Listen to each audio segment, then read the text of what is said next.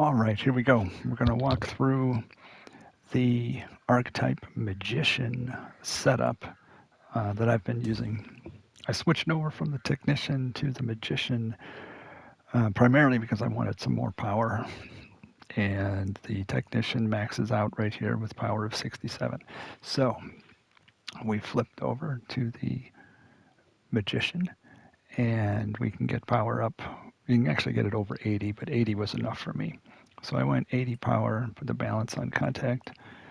A swing path, I put pretty much everything there and reduced correction because correction doesn't really have uh, doesn't have a big deal.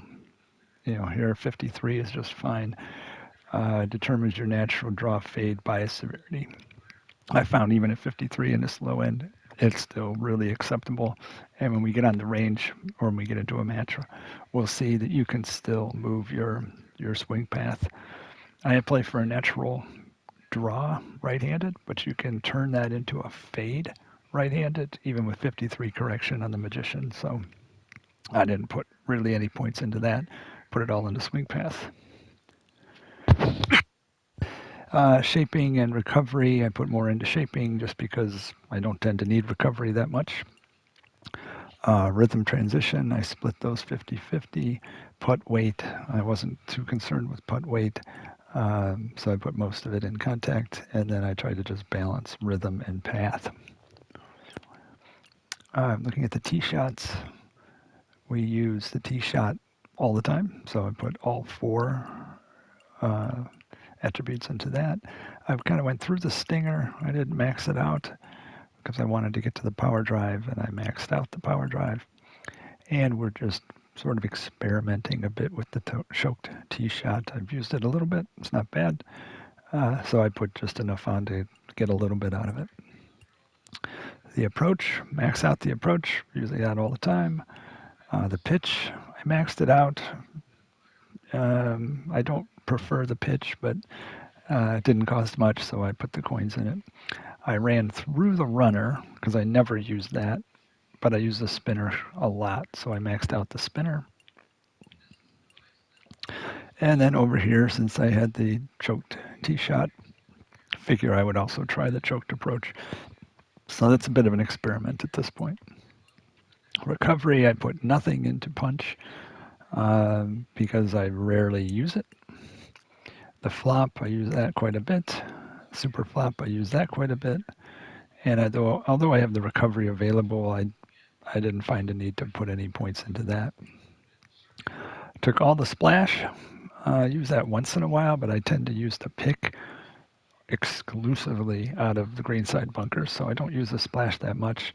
But these first level ones are really cheap, so I figured I'd just max out. The power pick, I maxed that out, even though I do not use it that often. I probably could have saved some here and just run through this in order to get to the pick, which is what I use a lot. So if I was to respec this, I'd probably get rid of these left and right here on the power pick. And I might even get rid of the left and right here on the splash, put those points somewhere else. On the green, use the chip a lot, actually chip in a lot, so I maxed out the chip. The putt, obviously. I ran through the lag putt because I don't ever use it. I ran through the Texas wedge because I never use that. And I maxed out the green reader, and mixed reviews on that, but I find it to be helpful. And also make sure you max out everything they give you here as you go through the clubhouse pass. So as you can see, I've used all 500 skill points, experimenting with the choked tee, choked approach, but still it's kind of worthwhile to have that in your bag. You might need it when you're in between clubs or something like that. So that's pretty much the setup on the attributes for the player. When you go into the golf bag, you have some additional options. I've got everything maxed out, Tiger's Eye. You can see here on the driver, we have 2 power fittings. So instead of getting 12 on each, when you stack the fittings here, you get you get 10 on each. So I've got plus 20 power, and if you remember on top of my players, 80 power, that gives me power of 100 on the driver, and then I put contact, rhythm, and transition for the others. 3-wood, I did the same thing, 20 on the power, um, and then swing path, rhythm, and contact for the others. I run 3 through pitching wedge, so 3 iron, 4 iron, 5 iron, 6, 7, 8, 9 pitching wedge. So I don't have a 2 iron. And the reason I don't have a 2 iron is I traded that off in order to have a third wedge. So on the irons, I balanced them all. So you can see power, swing path, rhythm, contact, transition on all the irons. On the wedges, I balanced those as well. Um, and so I went with the 50, 56, and 62. So the highest loft wedge is 62. The lowest loft wedge is 50, and then 56 about in the middle, plus the pitching wedge. So I've got a lot of short irons and a lot of shots around the green or approach shots that are close, which are really the scoring shots to get you within a decent putt range. Pick the putter, plus 12 across the board. The golf ball, I go with forgiveness. I've experimented with um, the other golf ball fitting, spin, flight. Can't really say I notice a whole lot of difference between any of them being plus 30. You would think they would stand out a lot more, but for me, they don't. So that's the golf bag. We'll take a quick look at the range just to see, what the swing bias looks like and what the shot shaping looks like.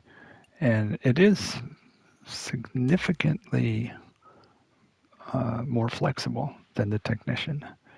I think I had to have the technician's